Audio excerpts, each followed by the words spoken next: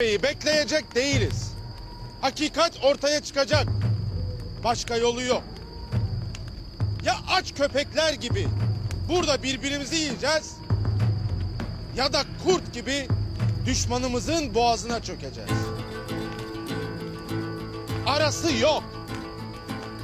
Şimdi bu işi benim kardeşimin yaptığı ortaya çıkar ise ne Selçuklu'nun adaletini beklerim ne de sizlerin haklı öfkesini. Onu kendi ellerimle ben öldürdüm. İşte bu sebepten bir an evvel Tuğtekin Bey'i bulmamız icap eder. Allah'a dua edelim de dirisini bulalım. Bulalım ki obamıza huzur gelsin.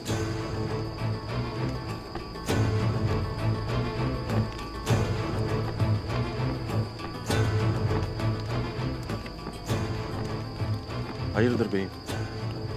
Ben de geleceğim. Seni yalnız bırakmam bu vakitte. Eyvallah beyim. Alpler! Haydi bismillah!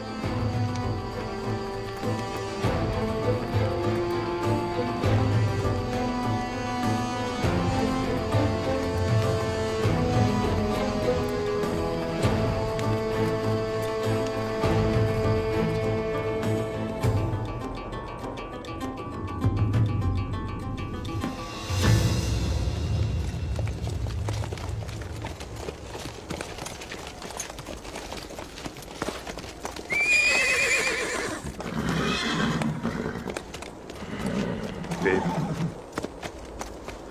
Günah ardı ama hala bir iz bulamayız. Yer yarıldı, yerin içine girdi sanki.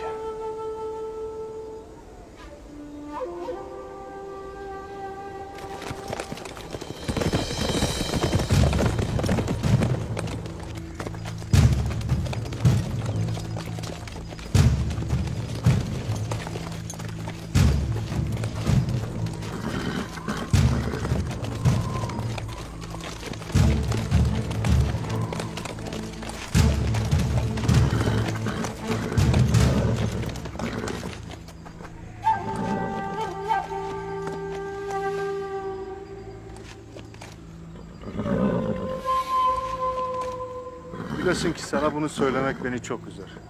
Lakin kardeşin iflah olmaz bir eşkıya olmuştur Gündoğdu.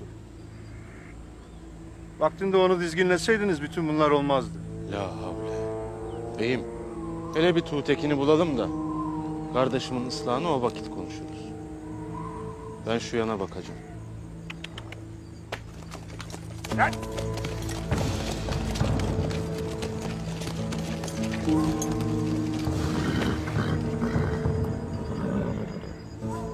Devam edin siz. Devam edin.